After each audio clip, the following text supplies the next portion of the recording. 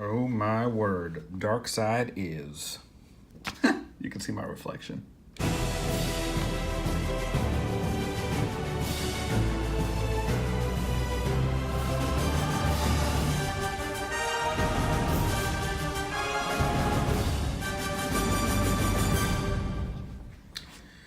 All right, guys. I haven't done one of these in a while. I've got 3 books I'm getting through today before the baby comes, and then it's gonna be dry for a while. But this is Mr. Miracle number 12.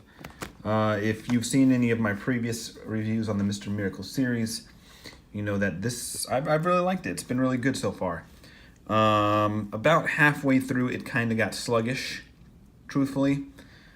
Still was good, but it slowed down a little bit, and then it picked up towards the end. And I'm going to just tell you now, it culminated largely in the last issue, number 11. I feel like this is a wrap-up issue. And so it's strange. It's this issue took like a left turn, and I don't know how I feel about it. As usual, the art's good, the writing's good. I will say this: Mr. Miracle Scott Free has finally somewhat become a man, like his wife, and I mean Barda is fantastic. Barda's fantastic in the whole series. Scott's the one that's a little wishy-washy, which is funny because the series is about him, and maybe that's by intention, but it's interesting. It's interesting. It's not my. It actually was not my favorite issue. I don't know if that's because it took so long to come out. I had to like go glance back over previous issues just to remember kind of the sequence of events that happened. But I say this is like a wrap-up issue because it's a little disjointed. I feel like they're trying to wrap up ideas that they kind of started previously. There's stuff in here like this where there's like these ghosts of people that I don't entirely understand. And maybe it's by design, I'm not sure. I don't know if they're figments of Scott's imagination or if they're actual ghosts. Not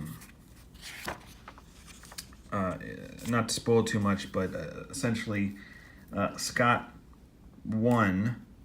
Him and Barda, they beat Darkseid. Surprise, because it's their book, right?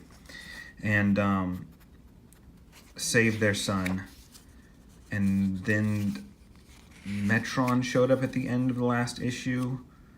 And then this issue kind of picks up after that, but you don't know what happened. And they don't fully explain it. Oh no. Kelly Sue DeConnick writing something else. Or am I thinking of somebody else? It doesn't matter. Look, Mr. Miracle series will not be continued. I mean, we'll see. I enjoyed this series a lot. Who's going to write the next one?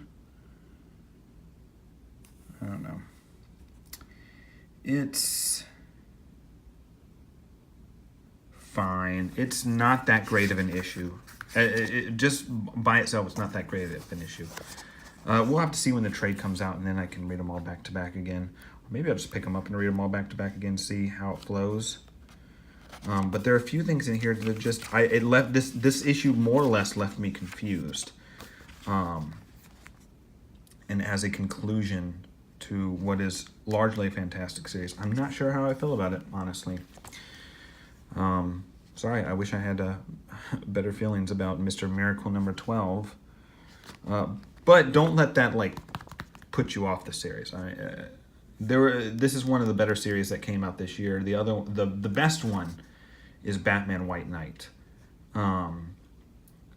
This is probably second Mr. Miracle, but it's not for everybody. I mean, this is a fairly adult series dealing with adult issues. But yeah, pretty good. Not great, but pretty good. It'll be interesting to see what they do with this character going ahead. Oh, that's one thing that they kind of revealed. This whole thing So Batman White Knight took place in its own like separate DC universe. This, I believe, does as well.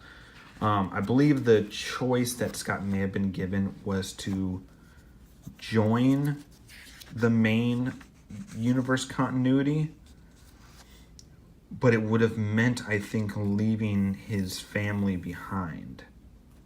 Right? I think that's what it was.